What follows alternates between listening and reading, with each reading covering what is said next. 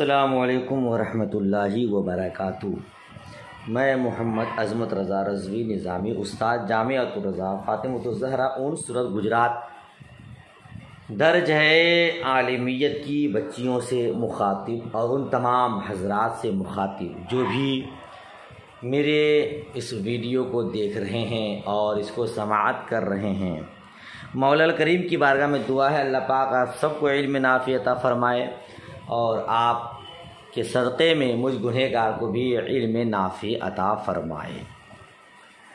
اللہ رب محمد صلی اللہ علیہ وسلم نحن عباد محمد صلی اللہ علیہ وسلم۔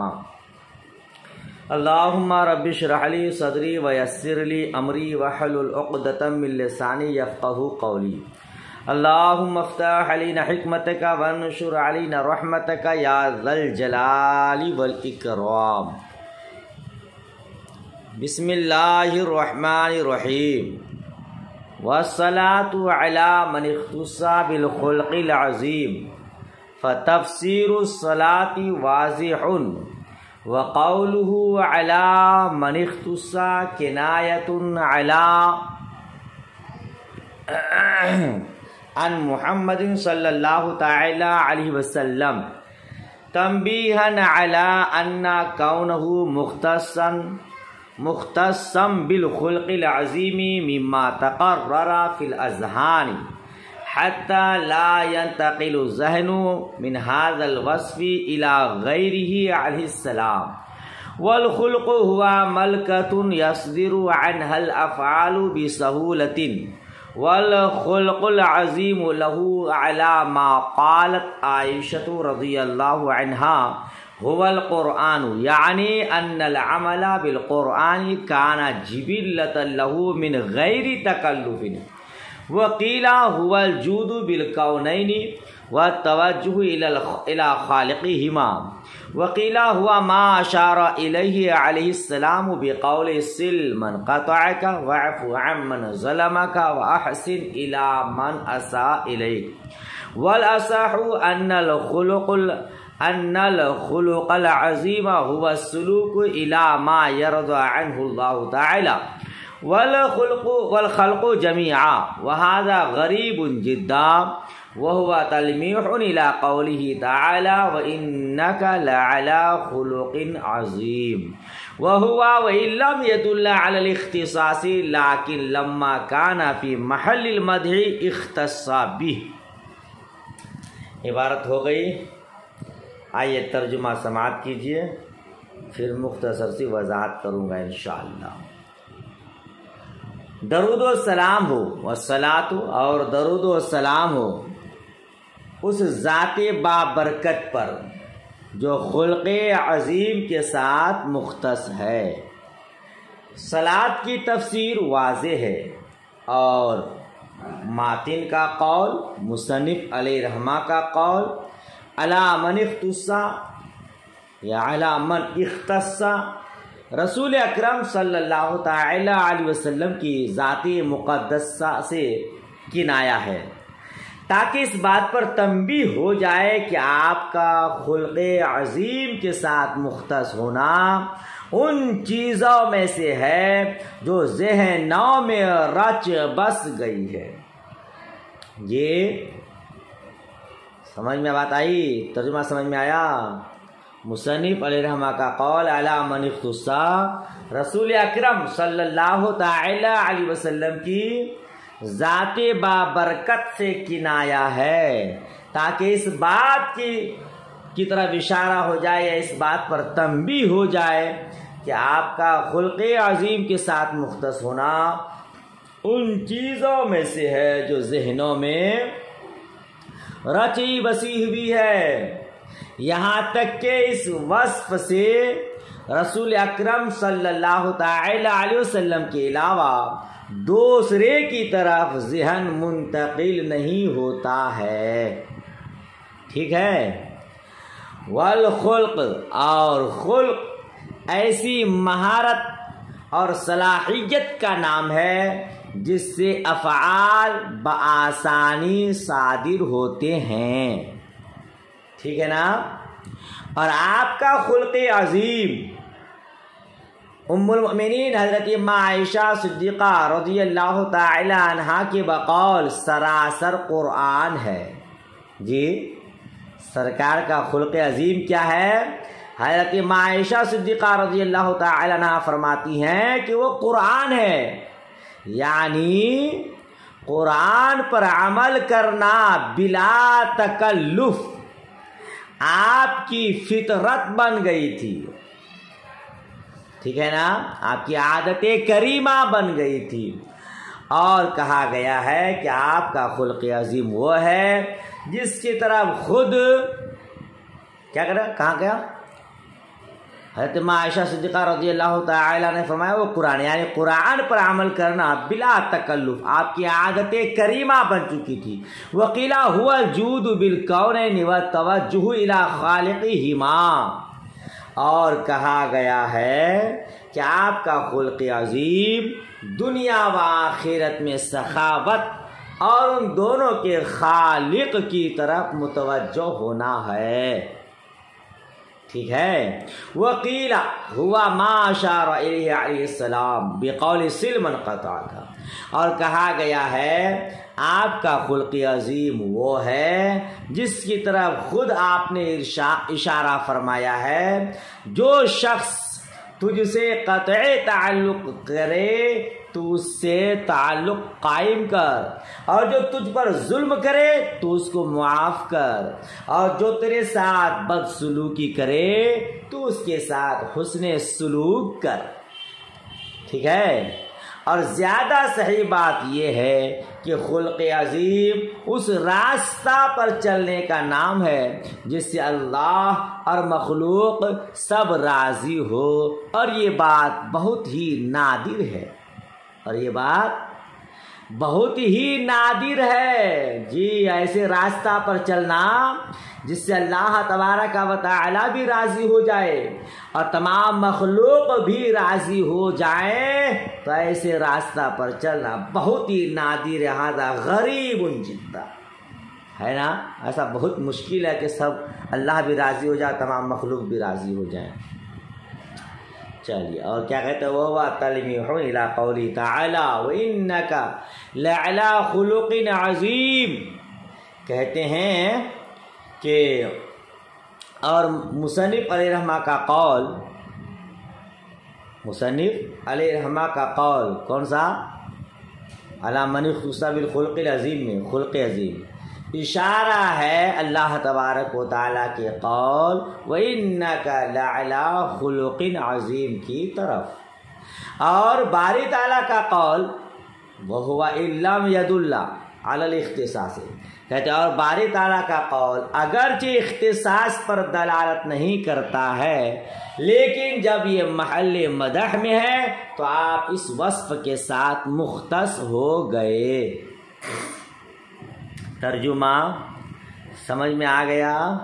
تھوڑی سی وضاحت کرتا ہوں، اب دیکھیے، وَالصَّلَاةُ عَلَىٰ مَنِ اخْتَصَّ بِالْخُلْقِ الْعَظِيمِ، ٹھیک ہے نا۔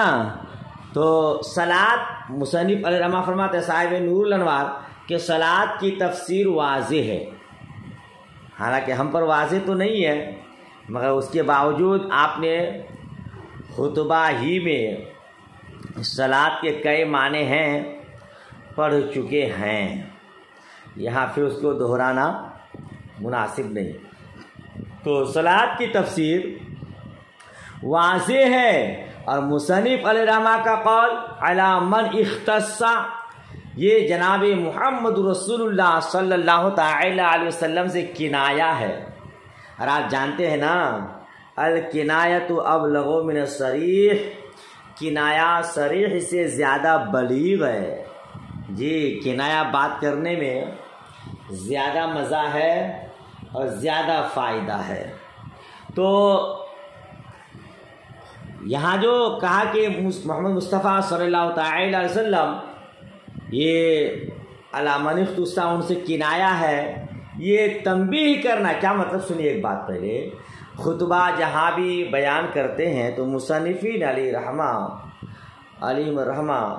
خطبہ میں کہتے ہیں والصلاۃ علی سیدنا محمد وعلی آلہ واصحابہ اجمعین، ہے نا، یا والصلاۃ والسلام علی محمد صلی اللہ علیہ وسلم، اس طرح کہتے وعلی رسول ہی.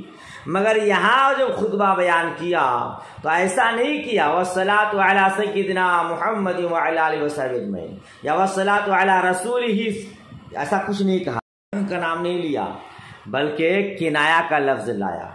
کیا خلق عظیم کے ساتھ مخصلات ان پر جو خلق عظیم کے ساتھ مختص ہیں. تو بتانا یہ ہے کہ یہاں حضور کا نام کیوں نہیں لیا؟ تو جواب دے رہے ہیں کہ یہاں کنایا کا لفظ استعمال کیا. خلق عظیم کے ساتھ جو مختص ہیں ان پر درود و سلام، اور خلق عظیم کے ساتھ مختص صرف مصطفیٰ جان رحمت صلی اللہ علیہ وسلم ہے. دوسری بات یاد رکھیے گا، خلق کی 3 قسمیں ہیں.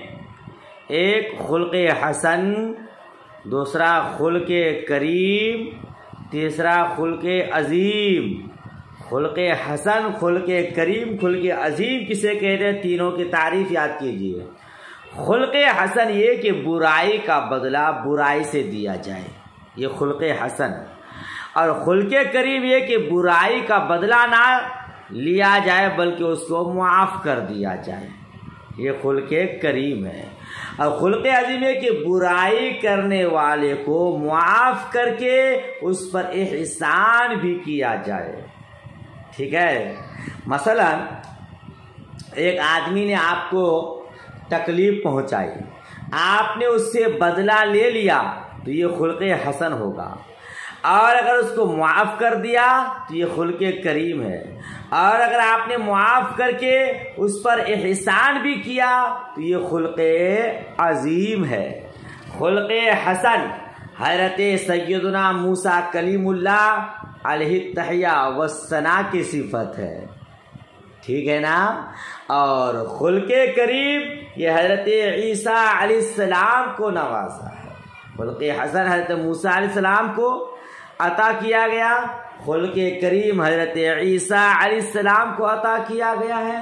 اور خلق عظیم ہم سب کے آقا و مولا جناب احمد مجتبی محمد مصطفیٰ صلی اللہ تعالی علیہ وسلم کو عطا کیا ہے.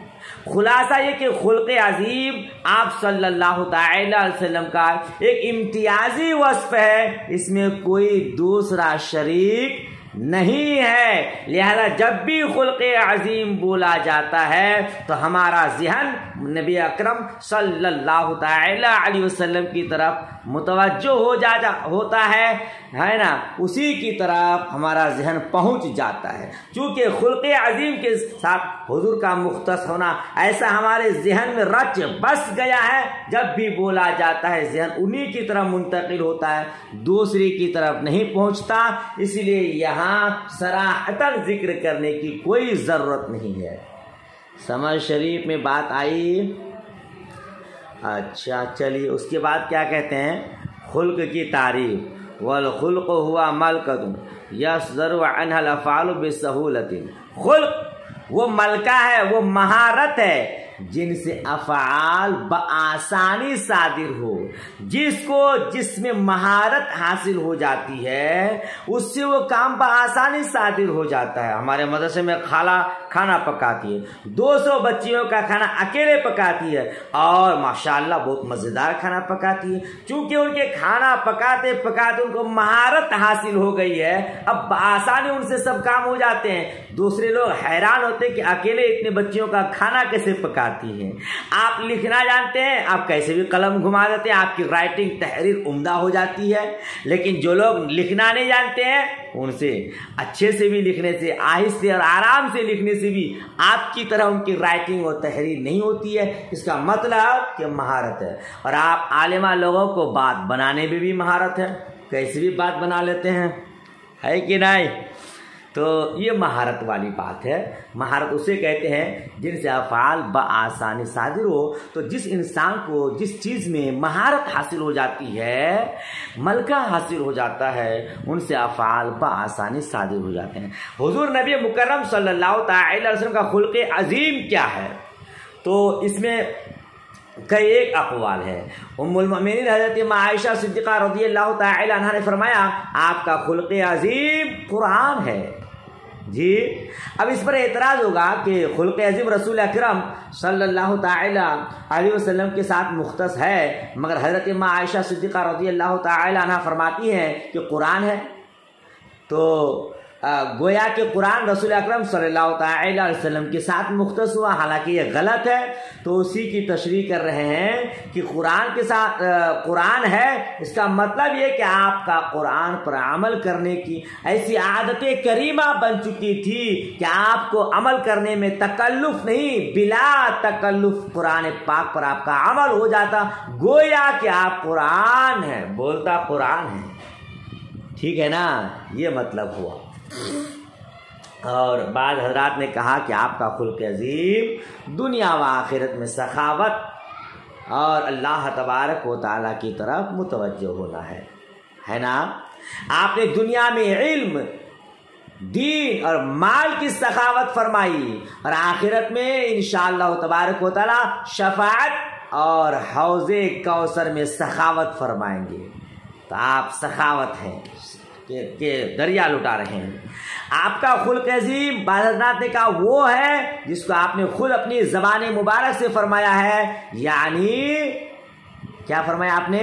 تعلق ختم کرنے والے کے ساتھ تعلق قائم کرو، جو تم سے رشتہ کاٹے تم اس سے رشتہ جوڑو، اور ظالم سے درگزر کرو، جو تم پر ظلم کرے اس سے درگزر کرو، اور بد سلوکی کرنے والے کے ساتھ اس نے سلوک کرو۔ یہ آپ کا خلق عظیم ہے، جس کو آپ نے خود فرمایا سل من قطعک واعف عمن ظلمک واحسن الی من اساء الیک۔ تو کہتے ہیں لیکن زیادہ صحیح یہ ہے کہ خلق عظیم اس راستے پر چلنا ہے جس سے اللہ تبارک و تعالیٰ تمام مخلوق راضی ہو جائے۔ صاحب نور فرماتے وہذا غریب جدا، یہ بہت ہی نادر ہے، ایسا کیسے ہو سکتا ہے ہم وہ راستہ اختیار کریں جس سے اللہ بھی راضی ہو، تمام مخلوقات بھی راضی ہو۔ اللہ کو راضی ہو جائے گا لیکن تمام مخلوقات راضی ہو، یہ بہت ہی نادر ہے۔ ہر کسی کو خوش کرنا کوئی آسان کام نہیں ہے نا۔ آج تو حال یہ ہے کہ اگر کوئی برا آدمی ہے تو اس کو آپ اگر کچھ اچھی باتیں بتائیں گے تو آپ سے قطع تعلق کر لے گا، راستہ کاٹ لے گا۔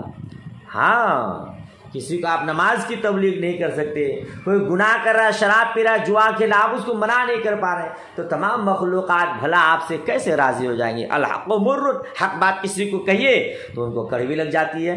یہ بہت ہی نادر ہے ایسا کرنا کہ اللہ تبارک و تعالیٰ بھی راضی ہو جائے اور تمام مخلوقات بھی راضی ہو جائے۔ ٹھیک، آگے فرما وہ ہوا تلمیح، یعنی مصنف علیہ الرحمٰن والصلاۃ علی من اختص بالخلق العظیم جو کہا ہے، خلق عظیم کو استعمال کیا ہے، یہ خلق عظیم اشارہ ہے اللہ تبارک و تعالیٰ کے قول وَإِنَّكَ لَعَلَىٰ خُلُقٍ عظیم کی طرف۔ آپ کو پہلے بھی بتایا ہوں، خطبہ میں ایسے الفاظ استعمال کرنا جو کسی حکایت کی طرف یا کسی شعر کی طرف یا کسی قرآنی آیت کی طرف اشارہ کرے، اسی کو تلمیح کہتے ہیں۔ تو خطبہ میں خلق عظیم استعمال کیا، اس خلق عظیم سے اللہ تبارک و تعالیٰ کے قول کی طرف اشارہ ہے، لہذا یہ تلمیح ہے۔ ٹھیک ہے نا۔ آگے کیا کریں، وَهُوَ وَإِن لَمْ يَدُلَّ عَلَى الْاخْتِصَاصِ، یہ اگرچہ اختصاص پر دلالت نہیں کیا ہے لیکن محل مدح میں ہونے کی وجہ سے انہی کے ساتھ مختص ہے، یہ بات تھوڑی سی سمجھنے کی ضرورت ہے۔